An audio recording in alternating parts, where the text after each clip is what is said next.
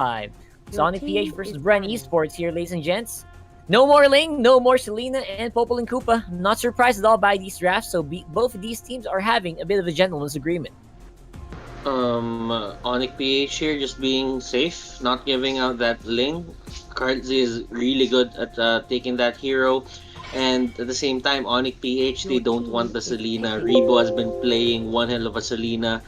It's the performance is there, and at the same time, Onic PH, they really want to get the map control early as well. They do not want to give that up, because the thing about Bren Esports is they ban out the Popol and Koopa, and Bren Esports, having that in mind, they just really want to fight this map control setup, but right now nobody can get it easily because Selena was banned as well.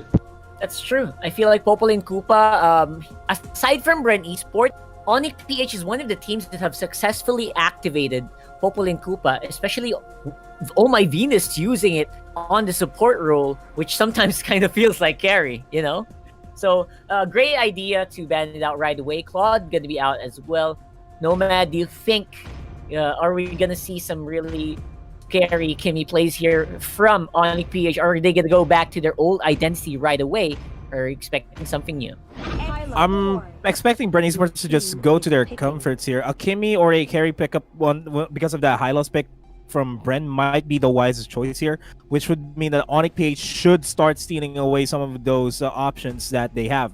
They're no longer pressured to pick up any additional tanks here for Onic PH, so they can pick up a Grok potentially or a Kufra that can really be influential if ever Kimmy or carry does get picked up. Instead, they are going to go for a Jawhead and a carry. There you go. I think that's a pretty good call. No Fuzukin means it's quite unlikely for Onic to actually pick up the Grok. So I don't think that's going to be on the docket for the ban list here for Bren Esports. But we still have a lot to think about here, considering, again, Jay is here. So Kaja might be the one that we have to look out for. For Onic PH, I'm expecting a hard tank to go their way. I wouldn't be surprised if they went for Kufra here, but right. Team is banning. The perfect setup could have been a Hylos. I don't really know why Bren Esports just went straight up for that Hylos pick as well, because when you think about it, Valir is a direct counter to the ultimate of the Hylos, so True. you really have to weigh things up here. And what I realized is the Kimmy and the Hylos is a formidable combination. And when Kimmy has extra movement speed, the amount of damage that she can dish out to the map is really high, and the sustain is there as well. So you have to think about Bren Esports here. How will they complement this Kimmy setup? I mean, would they go for a Diggy? It's possible, because if Onic PH is planning to go for a Kufra here, then they might as well just pick a Purify ultimate for their whole team. Oh, it's a Lancelot pickup though for Bren Esports. Looks like if they can't Ling, they're gonna go Lance. That's gonna be the call here for Bren Esports. But what Butter said is absolutely true. This actually kind of feels like an RG composition. This is something you would maybe see on your ranked games. Kimmy flanked by a Hylos with a strong offlane in Xborg. They're really playing it safe here, Bren Esports. None of those Hanzo shenanigans we saw yesterday and the first day. And they're just, I think the Kufra is a no-brainer here. They're just gonna go for it. And yep. I mean, right now, Adigi could be the perfect pick. We don't really know. They could just go for it, or they could go for 4 Purifies on their side. But there you go. Probably gonna be a lot of Purifies on the side here of Bren Esports.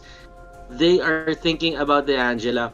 Okay, so the thing about the Angela is they don't have a lot of burst on the side of Onic PH. So go ahead. So you don't think it's super necessary right now, because I feel like the Kimmy's gonna be safe either way, right? Especially with Hylos on his side. Then again, it doesn't really hurt to have insurance, Yeah, I think that's what they're thinking right there. Yeah.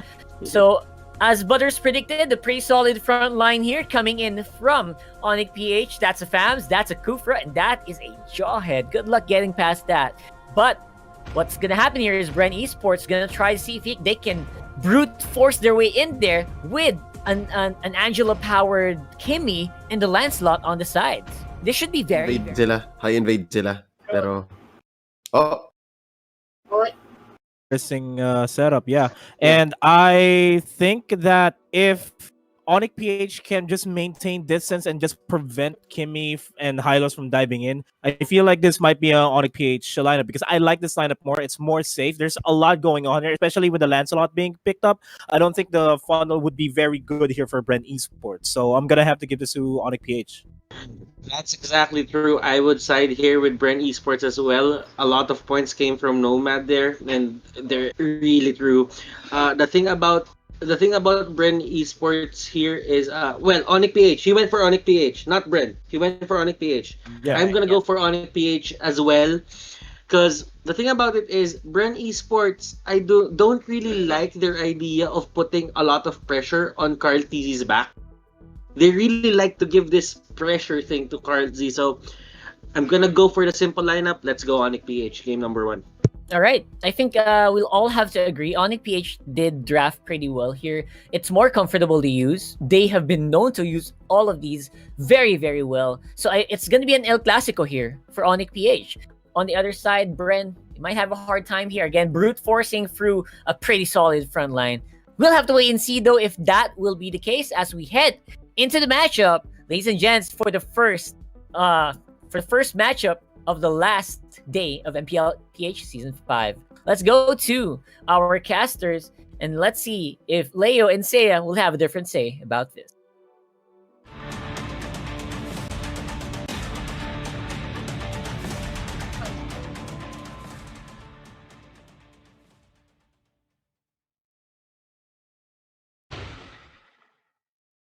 and we are go. Ladies and gentlemen, welcome to game 1 in this best of 3. It's the lower bracket final, and Onic PH is fighting the one-time champion Bren Esports for their slot once more in the grand finals for Season 4's Redemption arc. My name is Leo, joined here by Seiya, and I just gotta ask you real quick, Seiya, do you agree with our panel? Do you also give this game 1, based on the lineup, to Onic PH? Yes, because it's a trap. Yes, I agree. Definitely that Kufra pick from Jay made it cleared. And you gave Delar his time. So this is a very, very Onic draft for me. How about you, Leo? I like that. I like that word. Very Onic. And yeah, as Onic as their lineup is, I mean, you gave them almost all the heroes that they're asking for, and you're giving them a play style that they're so used to now, especially after how they have shown us that they've grown. They have the stamina now. They have the discipline, especially after that 54-minute bout against SGD Omega in the eliminations game of yesterday's first series. So, you know what? I think we have a unanimous decision from across the board here in the English broadcast of the MPL. It's 5-0 for Onic PH. Can Bren Esports, can the Ducky-led squad prove us wrong? We'll see. Real quick, I have a story to share before this fight down bottom breaks out. Carl TZ gonna be blasting Iaknu with a little bit, but it's not gonna be enough. Actually, this lineup here, up top though, few gonna go down real quick. Dilar, again, you mentioned how he just pays the price there. Interestingly enough, he just stood. Okay. Yeah, do share the story first, though. That was surprising. Do share the story. All right, leading up to the playoffs, there was some downtime after the regular season, and nice jump by Jay, knocking Coco out.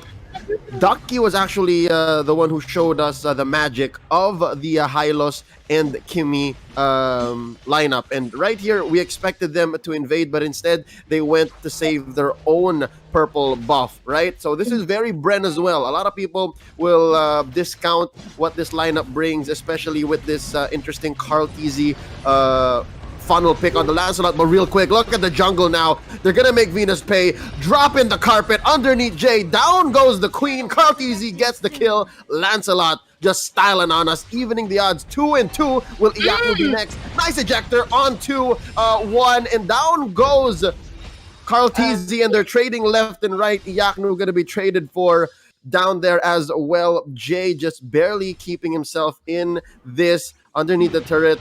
Wow, this is explosive, Seiya. 6 kills already across the board, 3 minutes in. This is just both teams just going at it. And of course, they are really in a very good position to go for that turtle take, but it will be in the hands of Wise right there on the side of Onic PH. But they will be having a pickoff for themselves. So this is what we Palace and casters have been saying, that if you give so much to Onic PH, this could really go for a potential snowball. And like you mentioned earlier, for the early phases of the game, we kind of expected an early game invade, but I think there are some precautionary measures that Bren had to consider, hence the reason why they kind of went for the usual laning route. This is also a revolutionary take on what we know as the funnel meta, right? The 1-3-1. It looks like now they've slowly reverted back into where the mid pushes hard with Rebo on the Kimmy. But real quick, there's a fight gonna blow up down bottom. It's a death bush for Lasty. Jay gonna be traded for. Angela gonna be coming in. Carteasy supported by Rebo, and they're gonna disengage. Just a 1-for-1, tank for tank. Jay for Lasty. Yes, but I think in terms of the positioning there for the side of Bren, I think Hylos or Lasty was just wanting to go to the brushes to provide vision, but instead finds himself in a position wherein there are Onic PH players in the vicinity. So now looking into the conditions, so far momentum-wise, it's still in the hands of Onic. Bren Esports are getting skirmishes fights and pickoffs here and there, but it's still really not, it's just good to compensate or to be in par, to say the least, into what Onic PH's advantages are. And speaking of advantages, look at that beautiful knock-up there, and Export will be using his fire pressure. The Glory Spatter will be also aided for his escape, but unfortunately the Kofra will have this takedown. No, the good doctor gets knocked out there. Bad news for Jay, he had to spend his flicker, but I think it was worth it, especially if you're going to be taking down a Kimmy. And because of that, they're leaving Iyaku free to roam and just farm up, push down bottom. Wow, but look at that. Smoke and mirrors now as the carry Wise takes down the turtle, and it looks like Coco's next in the hit list. Got that orange buff, gonna be able to kill him. Down he goes. Wise scores another, and that's 3 now for the bounty hunter wielding carry. Oh my god, 4,000 about ahead in gold. And you know what? We talked about it yesterday. In the funnel meta, gold leads across the board, like looking at the at least the mass that both teams have collected. It's not as evident, especially in the funnel meta, because it's not about what the money is, it's how you put it. But now few gonna be jumped on, gonna be able to run away. But no, Iyaku says you're done for, son. And now they're going to convert into this turret, but not if Rebo has anything to say about it. Just a sliver of health on that turret, and they're gonna have to wait. But down mid, here we go. Carteasy gonna use a Phantom Execution, missed out on a half health carry. Wise gonna have to back out. Here's Delar and Jay gonna finish off the Lancelot, and Coco once more gonna be next on the docket, but he's gonna have to be able to survive. Keep yourself safe, son, as Iyaku pushes down bottom. Hardest working man in this game so far, as he just focuses on his lane, making sure that pressure is coming in to Bren Esports side of the map. Yep, and did you see the beautiful sidestepping of the carry back there with against the ult of Lancelot? Because if ever so that it was a hit, that could have been a pickoff for the Lancelot or Carteasy. But that was, really good reflexes coming from Wise. And we are now seeing some mispositionings here and there for the side of Bren Esports, which is making them, placing themselves in a rather pinchy area. And speaking of pinchy area, look at that knock up for that Cooper right there, and Thomas will be having that clean up. This is not yet over. Wise really confident in trying to engage right there, but you know what? Safety measures first, and they will be, just hovering themselves up to really push the minions here on the top side, really applying pressure with the pushes. Man, Jay here, the one-time champion from Season 3 under Archangel, just really showing us exactly why he is one of the best tanks and supports in the league today. He's been going ham, just going roughshod on Bren Esports so far with a 3-1-4 Kufra, and now the ball going to be able to pin down someone. Flicker already spent right there. Actually, it was a Purify on Rebo, so he can't just be willy-nilly right there. But look at this now. Coco using the last Insanity just to clear minion waves. He's going to back out. Jay misses with the jump, and they're going to have to disengage here. Not a good look for either team to overextend. Not really, because to Onic, all they have to do is just really be patient here. They don't need to rush in terms of pushing, because they have all the resources that they could get. They have the map control, and this also means that it limits the resources that Bren can actually take on their side. So winning conditions for Bren, they have to target unfortunately Wise here, or at least not get knocked up by Jay right here, because if you noticed, Leo, that every time that the Kufra enters in, a team fight follows through, because it was really on point, and they are in a good position to do it. Yep, that's prime team communications. Sometimes one of the vulnerabilities, or you would say common errors in a tank, even in the best of the best, they would sometimes go in and miss out on certain cues, right? Like, oh, I got the perfect Tyrant Revenge into the Rage. Why didn't you do anything? That's because they're not talking. But so far, so good here for Onic in the 10 minutes about that they've been playing this game. Kufra on Jay has been just on point. Now look at this. They're threatening the steal onto the orange buff. I'm not sure. Okay, there you go. Carlteasy was able to secure it. He's not that hungry, but I'm pretty sure he could be wishing he could do better. All right, so we're 25 seconds away from the Lord here. And so yeah, I just got to point out here, the pushing lineup on Kimmy, the pushing lineup on Bren Esports with the Kimmy, not a single lane taken down, not a single turret. Unfortunately, because from an Onic PH perspective, both Rebo or actually Few can be one of your preferred targets right here, considering number one, Kimmy is one of the core damagers. You really want to deny that damage as early as possible. And number two, they are the squishier targets for Bren Esports. I mean, for Onic PH against Bren Esports. So I think that is one of their go-tos here in terms of really in terms of priority. Yeah, look at this now. Onic PH just extra rude, as I'd like to call it, as they take that purple buff, apply some pressure down bottom and mid, and then just take the Lord so easily. 10 minutes, 30 seconds in. This Lord, I believe, is going to march down bottom. There you go. Let's see now. They're just going to start collapsing on all lanes. They'll just see where they can find an opportunity to penetrate. I think that's the first step here for Onic PH, to get that much closer to securing game one.